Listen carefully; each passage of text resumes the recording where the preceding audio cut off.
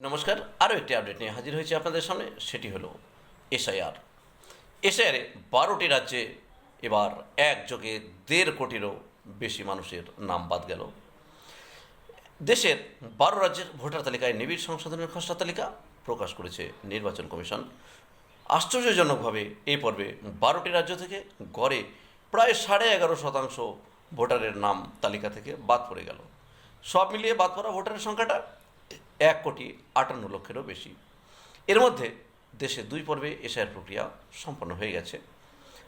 আমরা জানি তৃতীয় পর্বে একসঙ্গে মিজোরাম, ওড়িশা, দিল্লি, মণিপুর, সিকিম, উত্তরাখণ্ড, অন্ধ্রপ্রদেশ, অরুণাচল প্রদেশ, হরিয়ানা, চণ্ডীগড়, পাঞ্জাব, তেলেঙ্গানা, কর্ণাটক, মেঘালয়, মহারাষ্ট্র, ঝাড়খণ্ড, নাগাল্যান্ড, ত্রিপুরা, দাদরা, নগর হাভেলি এবং দমন ও দিউতে এসআইআর প্রক্রিয়া শুরু হয়েছে। এর মধ্যে পাঞ্জাব, তেলেঙ্গানা, দিল্লি, কর্ণাটক এবং মহারাষ্ট্র ছাড়া 12টি রাজ্য ও কেন্দ্রশাসিত অঞ্চলের তালিকা এখনও পর্যন্ত প্রকাশ করা হয়নি। তালিকা বলতে খসড়া তালিকার কথা বলছি, সেই খসড়া তালিকা এখনও পর্যন্ত প্রকাশ করা হয়নি। বাকি রাজ্যগুলির তালিকা প্রকাশিত হয়েছে। এর মধ্যে সংখ্যার বিচারে সবচেয়ে বেশি নাম বাদ গেছে যেটি অন্ধ্রপ্রদেশ থেকে। অন্ধ্রপ্রদেশে এই সংখ্যাটা 44,89,000। বুঝতেই পারছেন, এটা বিরাট অঙ্ক।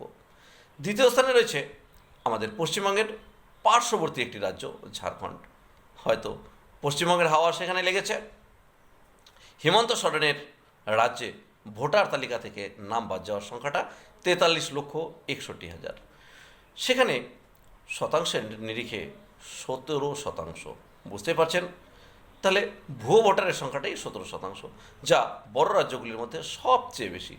আসলে ঝাড়খণ্ডে অনুপ্রবেশ একটা বড় সমস্যা। আমাদের পশ্চিমবঙ্গের অনুপ্রবেশ নিয়ে অনেক রকম কথা উঠেছিল। আমরা জানি সকলেই পশ্চিমবঙ্গে অনুপ্রবেশ, রোহিঙ্গা ভোটার এগুলোতে একেবারে আচ্ছন্ন ছিল, সেগুলো বাদ গেছে। ঝাড়খণ্ডেও যে তার আঁচ রয়েছে সে কথাও কিন্তু এবার প্রমাণ হয়ে গেল। তবে শতাংশের নিরিখে সবচেয়ে বেশি নাম বাদ গিয়েছে দমন ও দিউয়ে। সেখানে 30% ভোটারের নাম বাদ চলে গেছে। অরুণাচলে বাদ 20%।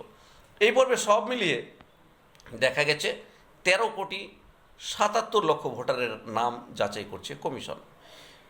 তো প্রাথমিক পর্যায়ে নাম বাদ গিয়েছে 1,58,00,000 মানুষের। বুঝতেই পারছেন, শতাংশের হিসাবটাও অনেক বড়। অর্থাৎ সেখানে আমরা জানি হিসাব করলে দাঁড়াচ্ছে 11.51, অর্থাৎ 11.5%-এরও বেশি।